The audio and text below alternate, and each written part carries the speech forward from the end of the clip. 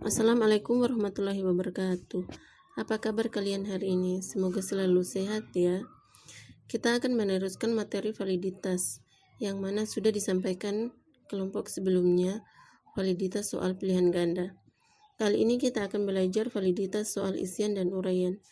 Sebelumnya kita ingat kembali apa itu konsep validitas soal.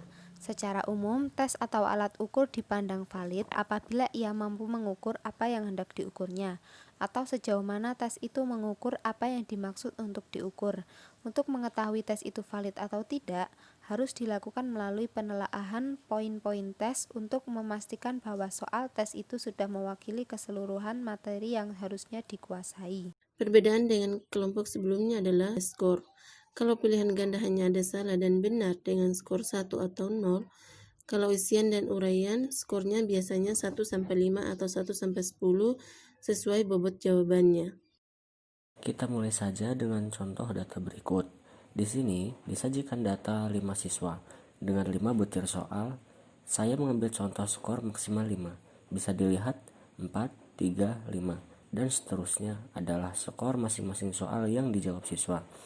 Sebelumnya kita jumlahkan dulu skor setiap anak dalam kolom Y. Untuk menggunakan rumus validitas ini, maka kita harus mengetahui dulu sigma X, sigma Y, sigma XY, dan N, atau jumlah siswa.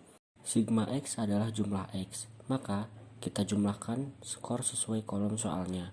Maka ditemukanlah sigma X, seperti sigma X, sigma Y adalah penjumlahan semua skor yang mana tadi sudah dihitung dalam kolom Y. Maka kita hanya perlu menjumlahkan semuanya. Selanjutnya, kita harus menemukan sigma XY. Kita bisa membuat tabel kedua. Ya, agar lebih jelas, di sini kita tinggal memasukkan hasil perkalian setiap skor butir soal dengan jumlah skor. Setelah semuanya dihitung, maka kita tinggal menjumlahkan sesuai kolom soal dan kita akan menemukan sigma Y bisa langsung dituliskan. Untuk mencari X pangkat 2, kita buat tabel ketiga. Di sana, kita hanya perlu memangkatkan semua X dan semua Y. Setelah itu kita jumlahkan dan akan kita temukan sigma X pangkat 2 dan sigma Y pangkat 2. Setelah sampai di sini, kita bisa melanjutkan dengan rumus validitas. Dengan N adalah jumlah siswa yaitu 5. Sebagai contoh, kita kerjakan soal nomor 1.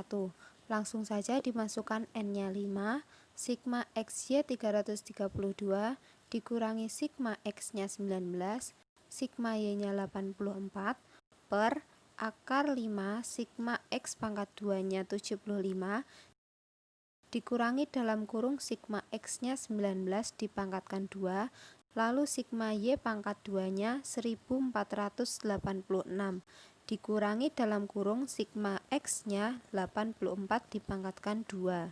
Selanjutnya, 5 kali 332 sama dengan 1660 dikurangi 19 kali 84 sama dengan 1596 per akar dalam kurung 5 kali 75 sama dengan 375 dikurangi 19 pangkat 2 nya 361 kurung satunya 5 kali 1486 sama dengan 7430 dikurangi 84 pangkat 2 nya 7056. Selanjutnya 64 per akar 14 kali 374 sama dengan 64 akar 5236. Akar dari 5236 adalah 72,369210061. Kita bulatkan menjadi 72,4.